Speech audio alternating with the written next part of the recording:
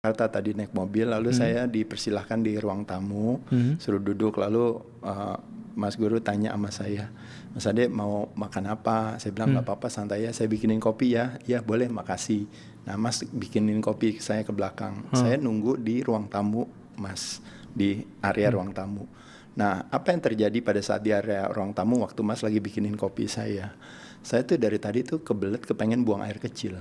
Oke. Nah ketika saya kebelet kepengen buang air kecil, saya tahan-tahan, akhirnya saya pikir waduh di mana nih ya. Nah saya lihat celingak-celinguk, saya lihat ternyata di ruangan tamu Mas, ternyata ada kayak pot gitu di situ. Ada pot gitu ya, mungkin itu pohon plastik atau apa gitu ya. Ya udah saya mendekat aja ke pot itu. Aduh. Nah ketika saya mendekat ke pot itu, lalu saya lakukanlah eksekusi membuang air kecil di sana. Nah waktu saya melakukan hal itu, tiba-tiba Mas datang dengan kopi dan langsung kaget melihat saya. Melihat bukan karena ukuran tapi karena kelakuan gitu ya maksudnya. Ukuran lagi. Karena kelakuan saya, lalu Mas tanya, "Loh, Mas Ade ngapain di situ?" Saya bilang, "Aduh Mas, lega banget." Saya bilang, "Lega banget, dari tadi saya dari Jakarta tuh saya nahan kepengen buang air kecil.